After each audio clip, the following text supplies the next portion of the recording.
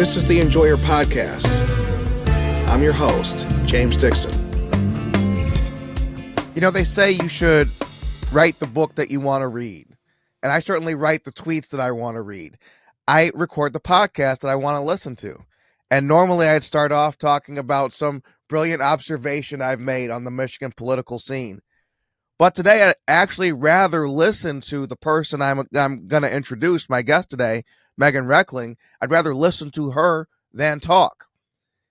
If you are on Twitter in Michigan, you follow politics, you know Meghan.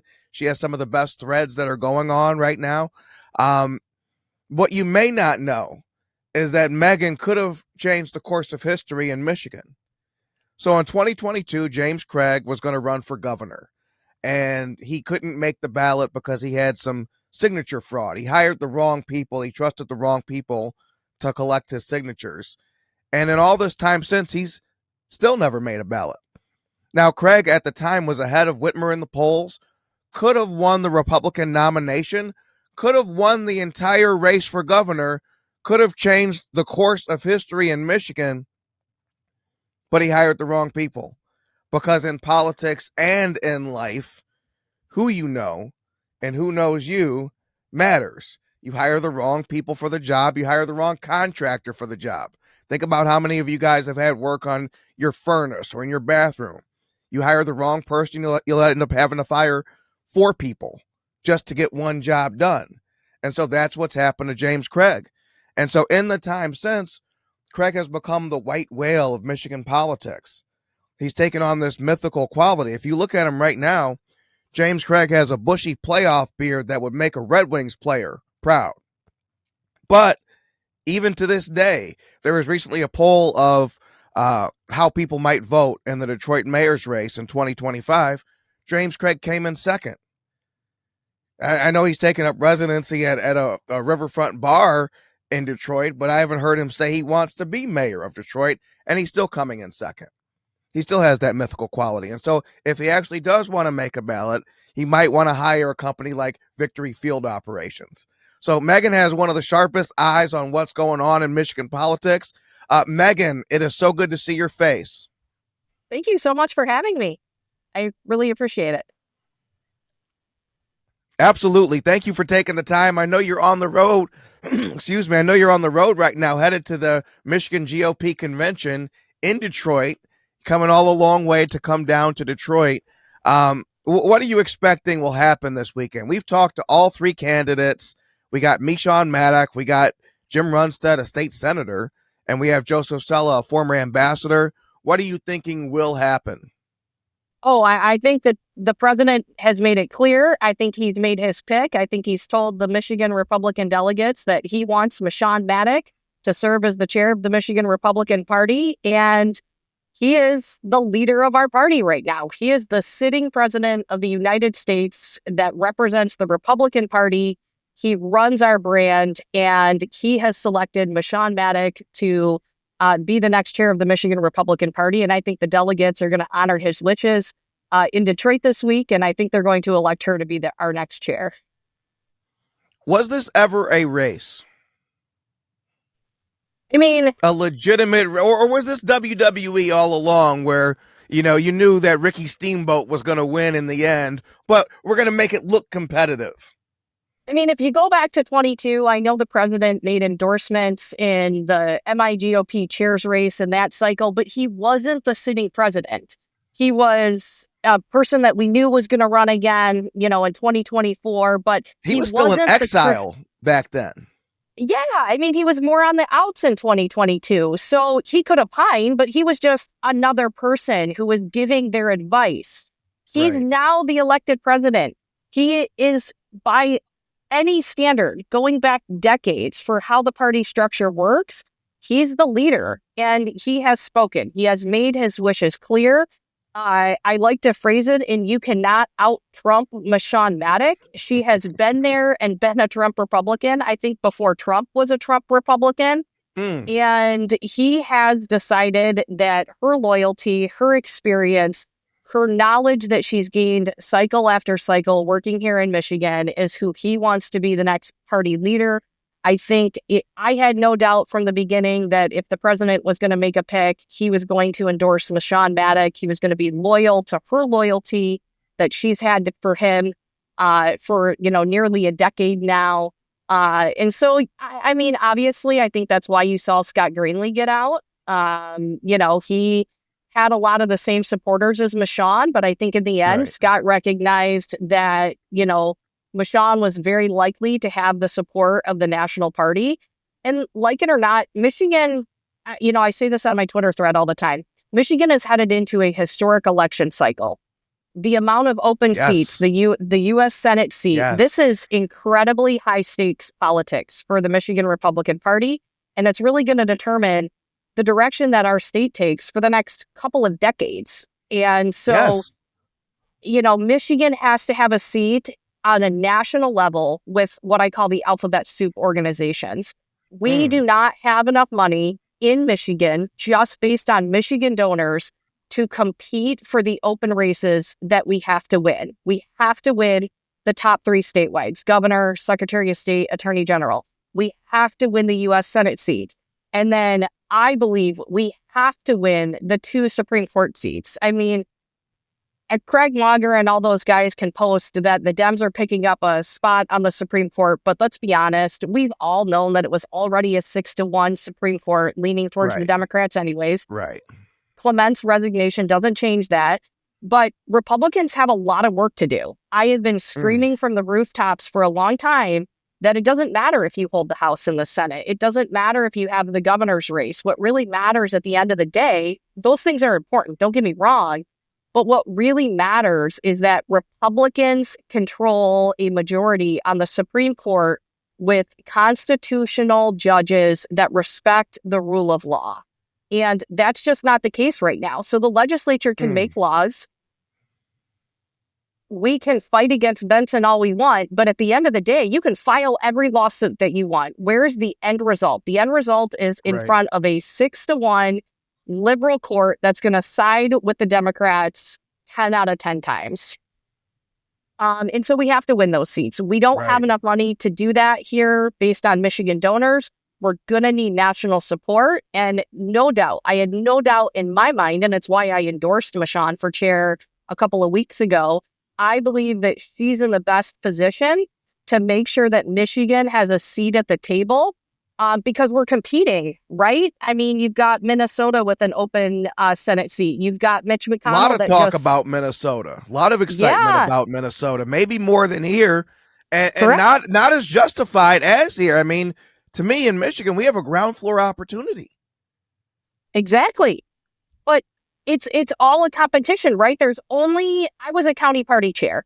There's only so much money to go around. The pot is only going to be so big. So at the end of the day, you have to have people that sit around the table and they're going to argue why their state and their candidates should get funding. Why should they get staff support? Why should they get all of the resources and the infrastructure? And the person who can make the case that their state deserves the most support and why, with help from the campaigns and the candidates, you're going to be the one that get the resources. There's only so much to go around.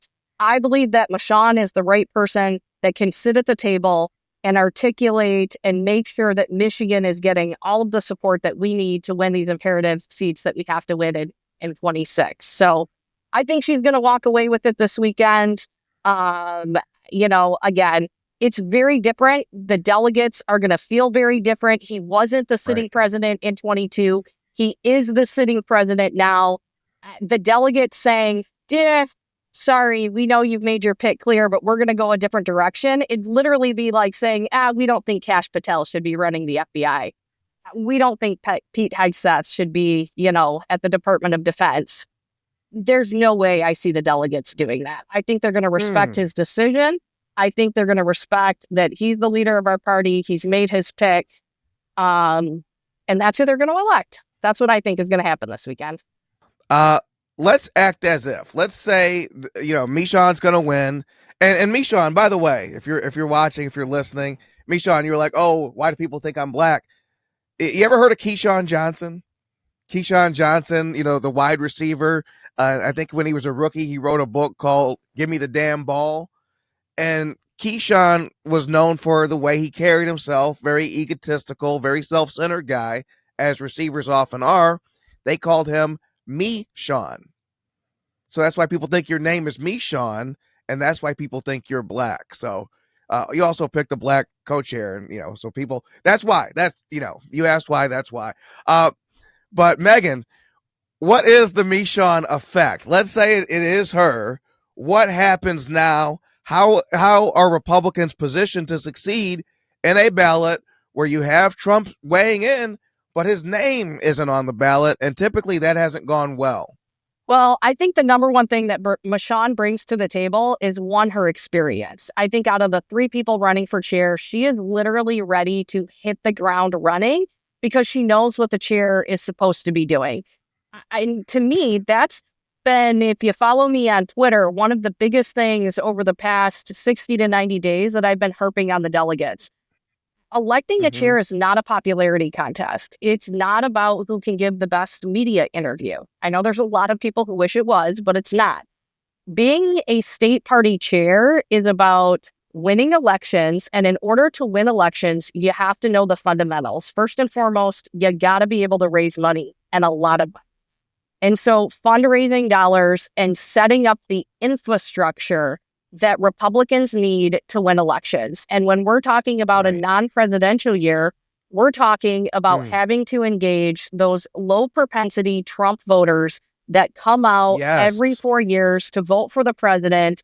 You saw it. It's a big reason why Mike Rogers did not win that U.S. Senate seat. Right. People come out, they vote for Trump, and then they don't fill out the rest of their ballot. They don't vote in off years. And it is our responsibility to get them to vote. Voting in Michigan, we may not like it, but under the new constitutional amendments is easier than ever. You can vote in person. It's easy. Yeah, that's the thing. There's no barriers. It's so easy, a Chinaman can do it. 45 days. Correct. It's so easy. Chinese nationals can vote in our elections, and their ballots still count. So for 45 days, you can vote absentee, you can vote in person, you can go to the polls on election days. There's no reason not to vote.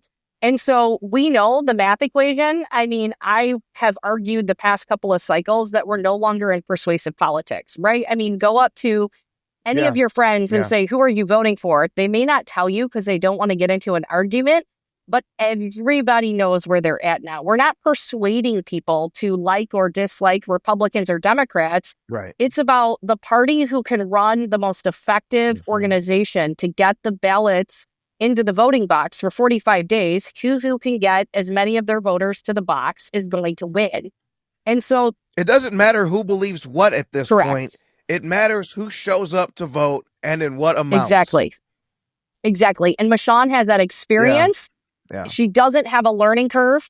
Cycle after cycle after cycle, she's learned, she's grown. I've watched her as a leader. I met Meghan back in 2015.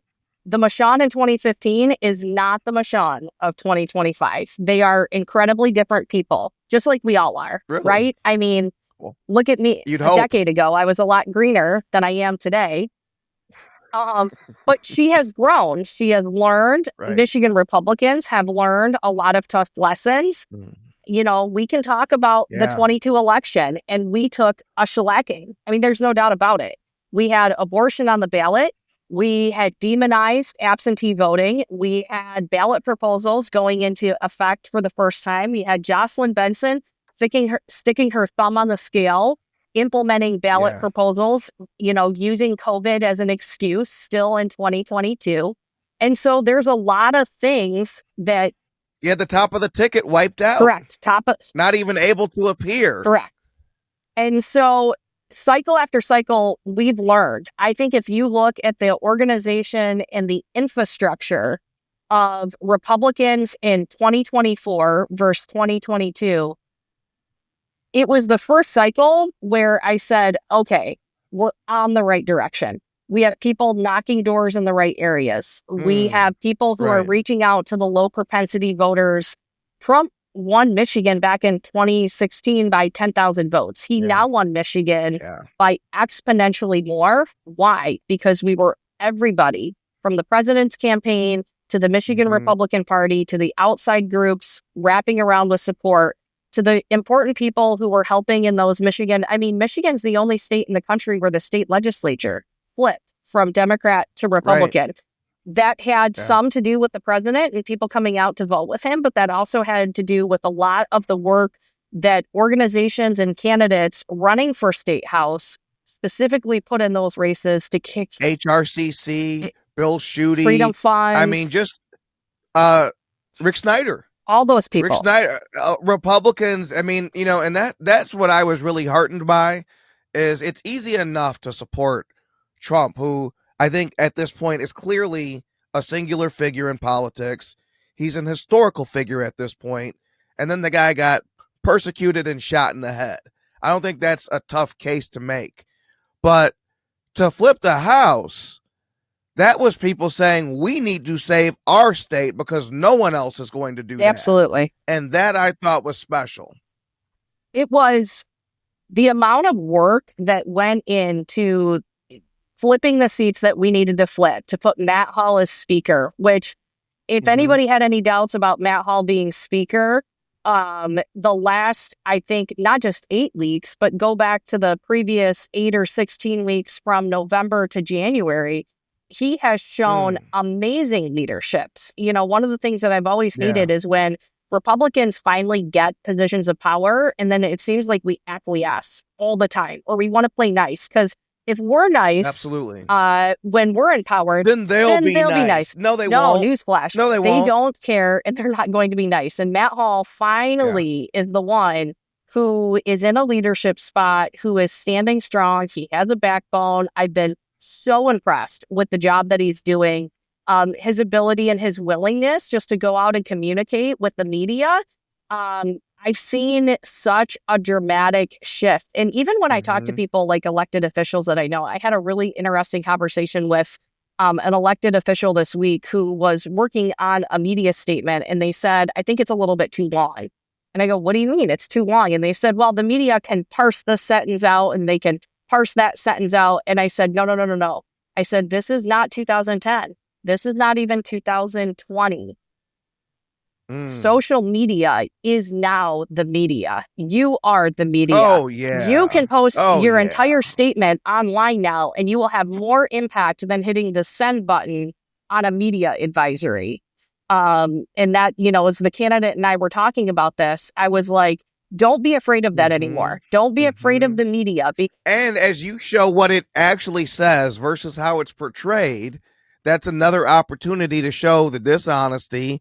And so when that image, when that stink is attached to someone's work, that they will kick a ball onto the fairway, you're as good as done. Absolutely. And so, you know, I actually, you know, I kicked this idea around on Twitter. I'd love to hear what you think about this.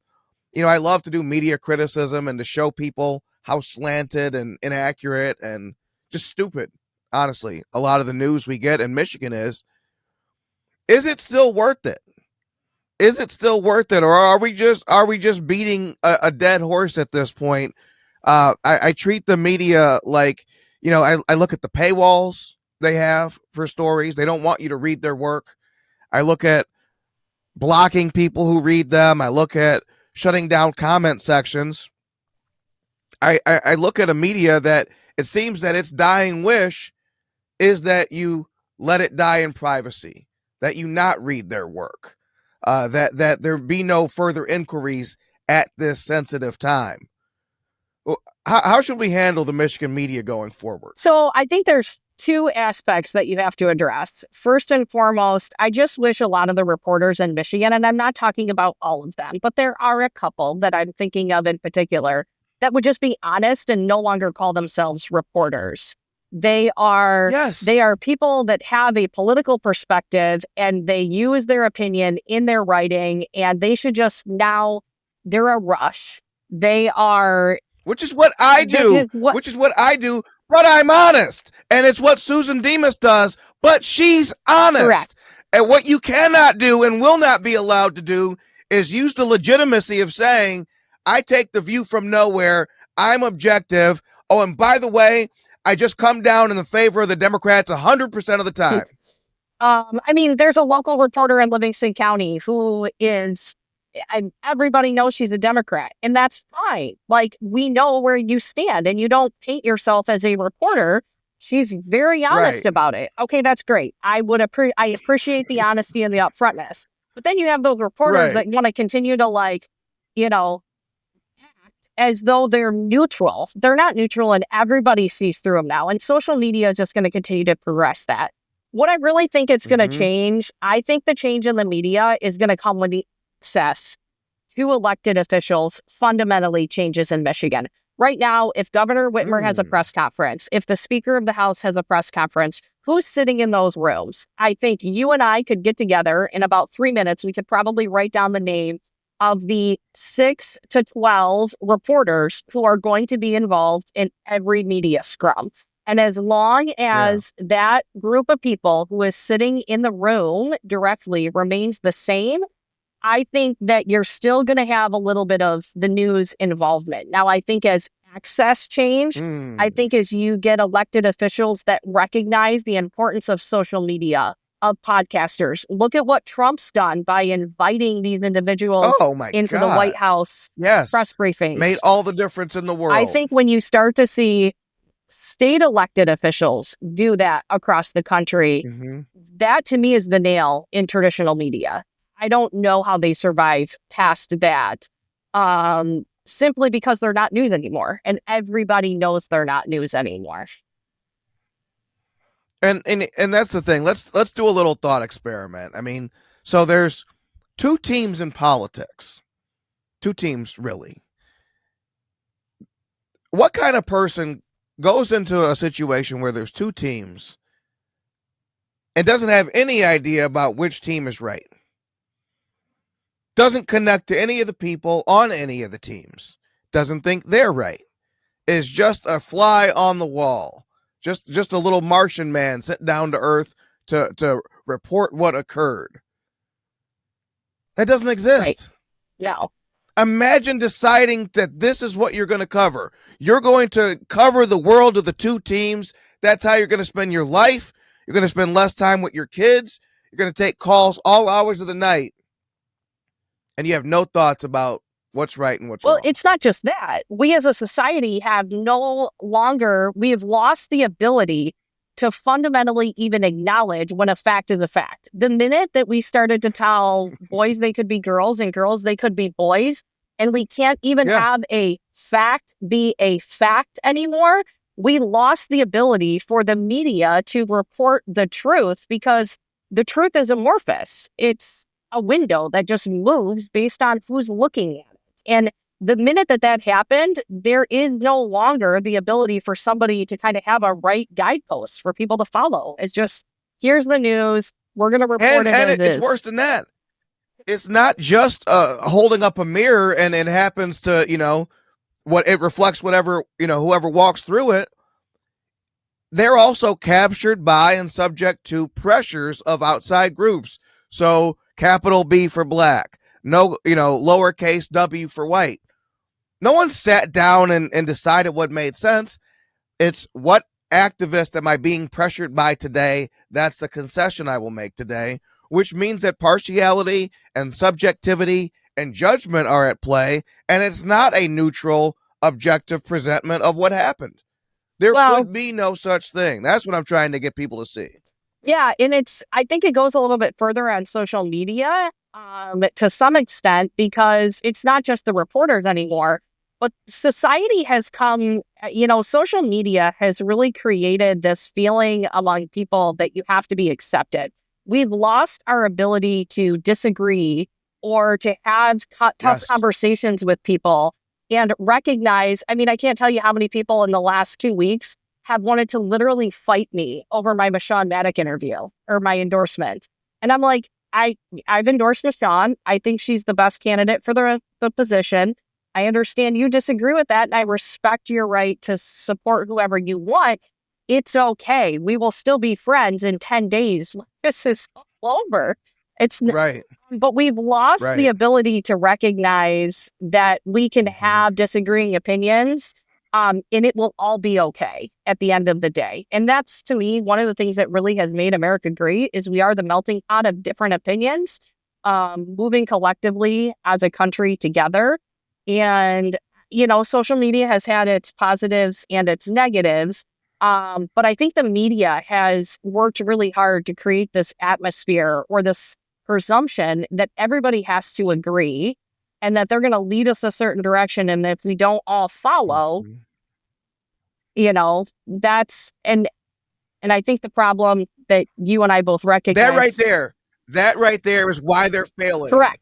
That is why they're failing right there. What you just said it so perfectly, because so you listen to Rogan, you listen to LaDuff, you listen to me, Jason Whitlock, anyone, and it's understood that that's one man's opinion. Meghan Kelly, it's one man's opinion, and that's it. And we're honest about that. I don't proclaim to know everything or be speaking for anyone but myself. But every news article tells you that there's one right way and a bunch of wrong ways. And it's this kind of single truth that's based not on some search or value. It's literally based on the Democrat talking points. I mean, take it. And so circle back really quick to the 24 election. Just take what the media was saying about President Trump and the fake polling numbers coming out of the Harris campaign. They were literally trying to elect both her papers president. Told you Harris was going to win. Right. They were trying to elect her president by a de facto assumption. I mean, and Republicans fall into this all the time. Mm-hmm. It's the number one thing that frankly pisses me off. I walk into a room of hardworking Republicans, and a lot of times I'll hear things like, well, the system's rigged against us. It's not worth it. The system, our voting system. And I look right at them and I go, let me tell you guys what. If you think we're screwed and you act like we're screwed, I can tell you what's going to happen 10 out of 10 times. We're screwed. Then you're screwed. We have to stop this assuming and prophesizing our own demise. And that's exactly what the media was trying to do in 24. They were trying to use their power as the media to prophesize Harris winning by telling us all what to believe and telling us a fake truth. People saw through it. I do believe it's why you're seeing such a quick downfall of the media here in 2025 and such a rise on social media. I just, so yeah, I think the media is going to continue to have a very hard time as long as they continue their traditional tactics. And like it or not, here in Michigan, right now, Gretchen Whitmer's a Democrat and she has a very finicky relationship with the media. And there's nothing more than reporters that they want than access. And they're going to jump through the hoops that Gretchen Whitmer sets in order to continue to keep that access until she's done. I know she's off gallivanting in the Arab Emirates and across the globe selling her. But that makes them want her more. 100%. It makes them want her access more. And what they're too stupid to see is that the only access she's ever given is to coastal people who can give her national profile. Correct. She doesn't care about you guys. She'll give Tim Skubic some little stupid interview and have her dogs come out because Tim Skubic doesn't really matter. He can get the softball interview. And that's meant to humanize her in Michigan. But the stuff that's meant to make her look like a contender always goes way past Lansing. It goes to Washington reporters, not Lansing reporters. Big Gretch doesn't reciprocate. Well, look at just how they're covering this FOIA stuff. And I'm not going to say whether Matt Hall is right or wrong on FOIA. What I do want to talk about is Gretchen Whitmer and FOIA, because she ran and one of her number one campaign commitments was she was going to be the most transparent governor Michigan has ever seen. Fix the damn transparency, I think she was saying. Right after she fixed our damn roads.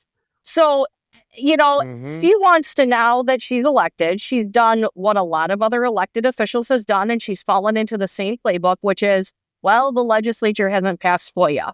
And here you have reporter after reporter after reporter that wants to blame, the Senate's passed FOIA, it's now sitting in the House, and they want to blame Matt Hall and House Republicans. There is literally nothing that is stopping Gretchen Whitmer from using her executive authority that she so loved to use during COVID to lock us out of our house, kill the elderly in nursing homes by themselves, prohibit parents from buying car seats, all the things that she did during COVID. She could stroke a pen today and apply FOIA to her office and tell people to release emails, to give the media access. She could create a system where they could get whatever they wanted. She refuses to do so. That could be done today. Remember when she said she would? And she said that she was going to act as if the law of FOIA did apply. And then what happened? And this is why we learned, this is why you need a FOIA law and we don't rely on FOIA custom. Correct. Because what happens when you rely on custom is the second you do something that, or there's a fact to be unearthed that's not favorable to the governor, guess what? You're not getting that access because the law says I don't have to give it to you. But you don't hear the reporters talking about that. No, you don't. All you hear is the reporters bashing House Republicans that they're not going to pass transparency, when today Whitmer could do it herself. These reporters could get access to everything they wanted if she just stroked the pen like she promised to do. And they refuse and the governor controls to every cover executive branch employee. Exactly. Yeah, like that. The governor runs the state. Correct. The governor runs the state. So the idea that she needs a bunch of help to do something she could do unilaterally, when you just spent a year telling me she could shred our Constitution unilaterally. I mean, just say the stuff out loud. Right. But it's her. It's not even the government, because the Department of State is already subjected to FOIA. The Department of Labor and Economic Growth already subjected to FOIA. It is specifically her office. The Attorney General's office already covered under FOIA. Secretary of State, I FOIA Benson all the time for things. She is subjected to FOIA. And that should raise a question for all of us. Why was it ever exempted in the first place? Yeah, that's a good question. Why were we ever so deferential to government that I'm sure there was some kind of argument made about executive prerogative back then, but why'd we find it compelling? And that's the mentality that needs to shift, is where we say, I don't care what's good for you politically. Just like you House Republicans, I don't need you guys taking selfies with Whitmer or showing me how well you get along with Democrats. Right. I need you guys to fight. I've been a staffer for us. I've been a staffer in the legislature for over 22 years, and every once in a while FOIA will come up, and you'll have conversations among staff, and they're like, well, yeah, but would you want anyone to get all your emails? And I look at them and I'm like, it's a state-owned device on my state-owned emails. There's not a single thing I'm writing in there anyways that if it wasn't printed by Craig Mager on the front of the Detroit News, I wouldn't care. And that's how every single legislator and staffer should be operating, because it's the government's. I mean, we get notices all the time that we have holds go on for lawsuits because the legislature is sued for a bill we passed or something. If anybody thinks that the emails can't or might not or won't ever be made public, you're just living in la la land anyways. And so I don't really get what the big deal is. It's very easy to not put inappropriate things in writing. Although I say that, but with the number of FOIAs that I've done, I guess I am always shocked nearly every FOIA once I finally get documents to see what people actually put in writing. Especially employees that know they're people FOIA-able. Get comfortable. But people get comfortable, and especially in Michigan, who's going to come after you? Right. Especially if you have the right kind of politics, you're on the right kind of team, who's going to come after you? Right. They view it as their job to help you. And even, think about how the Detroit News, somehow a story about a Chinese national voting in Ann Arbor is treated as an exclusive for the Detroit News. Why? So they could hop on the grenade. That was not a leak to the Detroit News. That was a plant in the Detroit News, so the fallout could be managed. So the story was not as it would be with the normal person. Right. Hey, how'd a guy from China manage to vote and the vote count? No, they wanted the story to be the system worked and the Chinese national was caught, even though he wasn't caught, even though he turned himself in. Correct. So we have our media working with politicians. You had the Detroit News covering for Jocelyn Benson rather than covering. It's the potted plant, right? Benson. Like they move the potted plant to cover what they don't want you to see. Yeah. And then when real people start to, move the potted plant and you see the big gaping hole in the wall that you missed while you were going through looking for your inspection. And then the media all of a sudden says, well, what are you talking about? We're not skewed. See, we covered that. No, you didn't cover that. That was a planted message and we all know it. And that's the kind of thing that makes me think media criticism is still worth it, because they still think they're being clever. Now, do they have the courage to sit there and fight and defend their work and, say, oh, no, I'm actually being honest? Of course not. Nobody wants to do that. Nobody wants to come on this podcast and face me. Why would you? But what they want is this world where no one reads their work, but everyone reads the headline. And so the headline can say whatever it wants, even if the story contradicts it, because I know the average person's stupid and won't read the story. So they're going to take my impression away. 100%. And then when I'm confronted, I can always say, but in the 12th paragraph, in the 12th paragraph, I told the truth. So my husband, I love him to death. He's a headline reader. He reads headlines and not articles.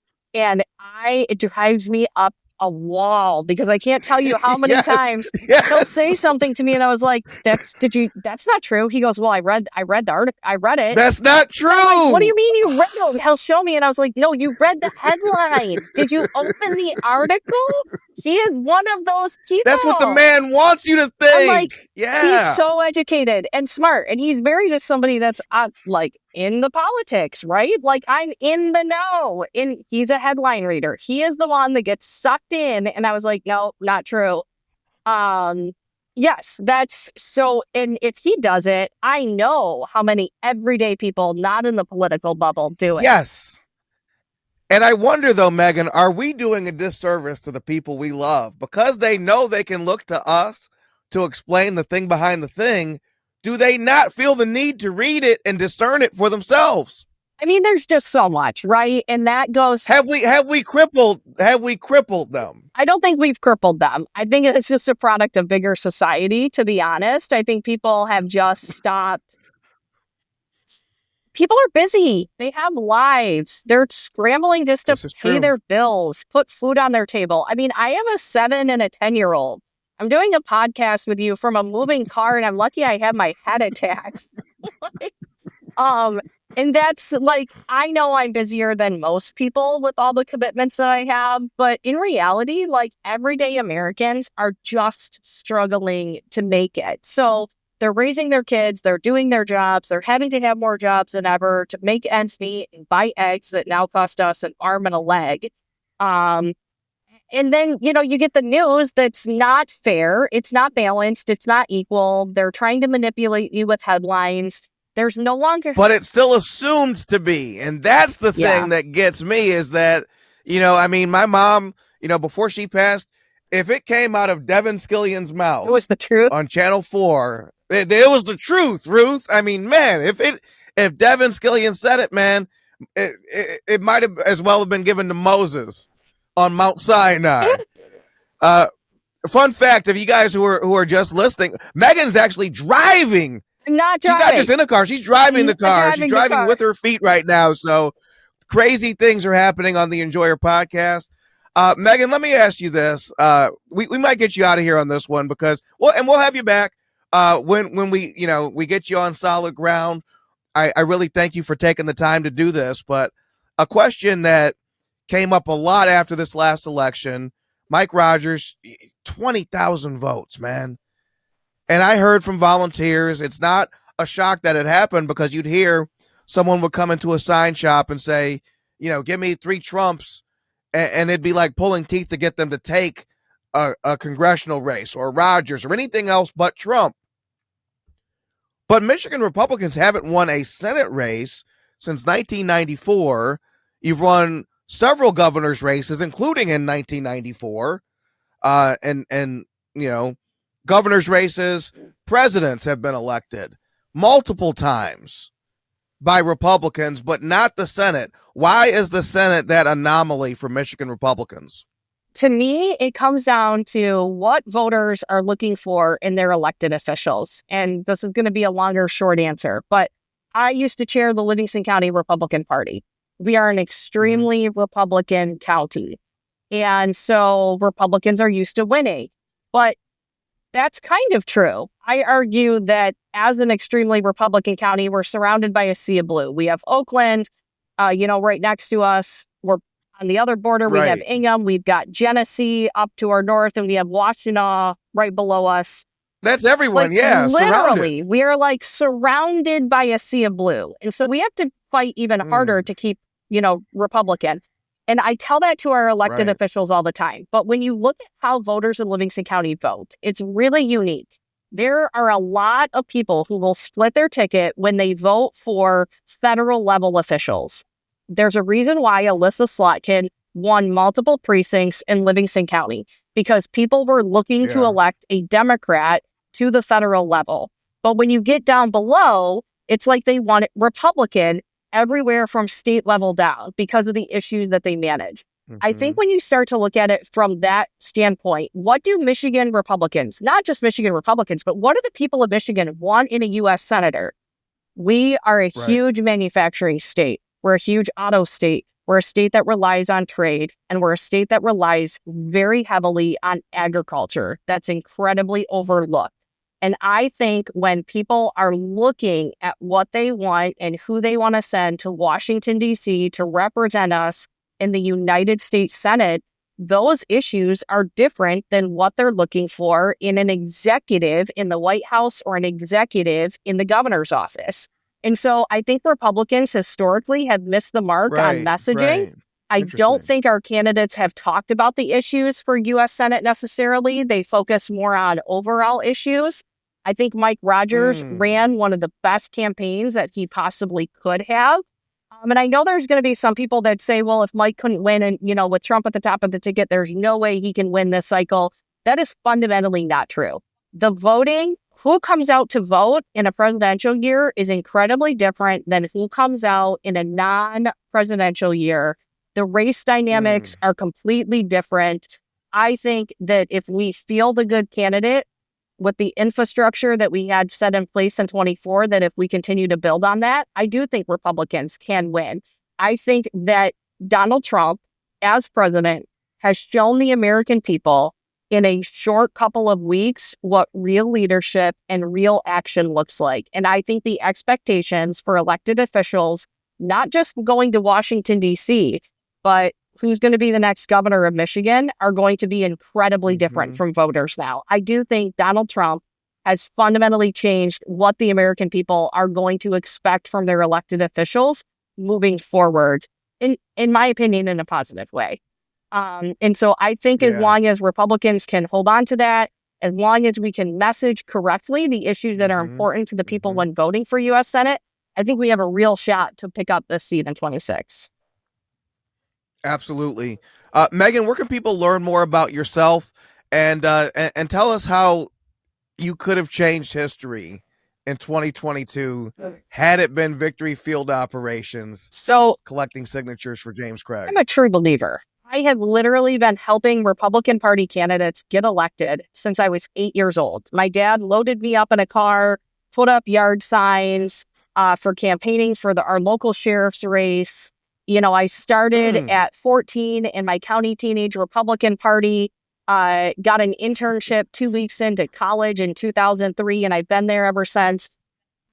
I have been a Republican since birth. I believe in those values, and I know how important it is to getting Republicans elected.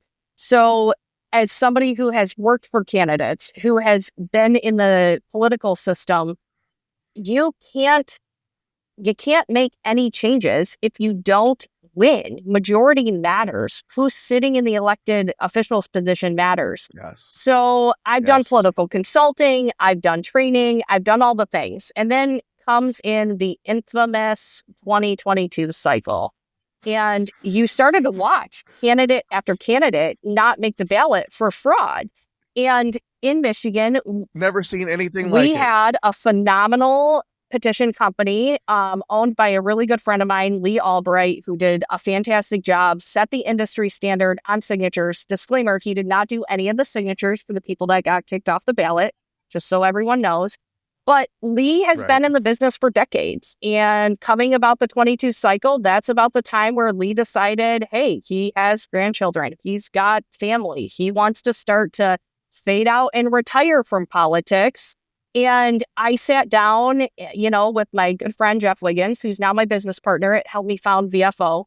And I said, okay. Shout out to Jeff Wiggins. Shout out to Jeff. I said, okay, if that many candidates miss the ballot with Lee in business, what are they going to do moving forward? I'm like, this is a huge problem for us. If our candidates cannot access the ballot, that's step one. Nobody can vote for you if you're not there to vote for. There's no hope. And so Jeff and I went and we drove. We had dinner with Lee and we said, hey, we're thinking about starting a petition company. And he said, don't do it. It's awful. He's like, it's horrible. Don't do it. And then, Jeff and I talked a little bit more and we said, we have to do it. We sat down with friends. We talked to other campaign people and we realized very quickly that this is one area of politics that nobody likes to do. In fact, we just had a introduction to a political consulting firm out of Pennsylvania this week, and their eyes about lit up when we said we do ballot access because they don't do ballot access. They hate it. They're like, oh, you do the one thing that nobody in politics wants to do. So, and if you're young and watching this, please understand, this is why people get wealthy doing waste management. Right.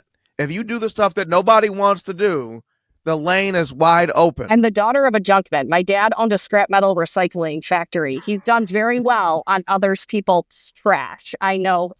He saves what others throw away. Literally. He says that he'll be rich someday. This has been prophesied. Correct. So, we set the standard last cycle. We're the only Michigan-based company that did not have a single signature by state or local officials flagged as forged or fraudulent. We have a 100% qualification record. Every single candidate in cause that worked with us qualified for the ballot. In fact, we had a job a couple of weeks ago where they wanted to get ballot access for this May. And could we have taken the job at a very steep price? Yes. But we told them the odds of getting the job done are less than 50-50. And we don't feel right just taking your money. We'd rather work with you on a different qualification date. Because it's not worth it to us. We only do conservative Republican candidates and causes. We do not do ballot access for Democrats. We do not do ballot access for things like promote the vote or ranked choice voting. So we are true believers. We are Republicans. Right. We do it right. We have set the industry standard for fraud auditing. We have proprietary processes that we have put into place. We have a zero tolerance policy if you commit fraud and we catch you, we will report you to law enforcement for further investigation and follow-up. No questions asked. Oh, so not just fired, or a referral to law enforcement. Correct. If you turn in forged or fraudulent that we suspect through our process, we terminate your contract with us, we do not pay you, and we immediately file a report with the Michigan State Police with all of your signatures and refer for additional law enforcement follow-up. It's the only way to truly get the fraud out of the system. So we're definitely not the cheapest company, but we are the company that if you don't want to be in the headlines for what Chief Craig and all the others experience, working with us is your best option because we have standards. We care about our clients. We are as invested as their success as they are. And so that's what we do. I do think we could have changed the course of that election cycle had the candidates that made the ballot been different. But we're here now.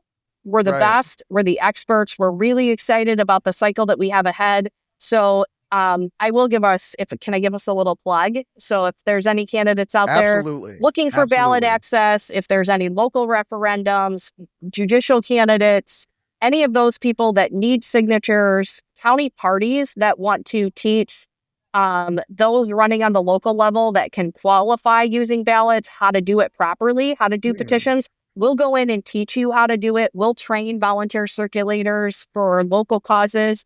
Again, Jeff and I are both true believers. We understand the importance of this. So while we have a business and we're here to help, we're very invested in just being part of making sure that Michigan is moving in the right direction. And we believe that right direction is making sure that Michigan is a red state. with conservative values. And so we're just on the team to make sure that happens at the end of the day. Absolutely. Where can people find you on social and your website? So our website is victoryfieldoperations.com. And then on social media, I've got Facebook and Twitter. It's just at Meghan Reckling. Give them your Twitter. It absolutely some of the best threads you will ever read about Michigan politics. Thank you. Seriously. I dive into the issues. This is stuff reporters used to do. I like to educate Reporters people. used to do this kind of stuff. Yeah, Yes. So I do a lot of threads, a lot of educating, a lot of knowledge. I travel around Michigan teaching people about the ballot proposals.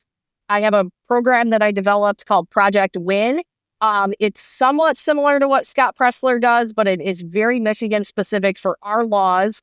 Developed that, and we had a lot of county parties implement that in the 24 election cycle, a lot of district committees that helped local candidates get across the line. So I have literally traveled everywhere from the UP down to the lower part of Michigan, teaching Republicans, doing training. I'll go anywhere. I'll talk to anybody. So yeah, at Meghan Reckling on social media, both Twitter and Facebook. And then our website is victoryfieldoperations.com.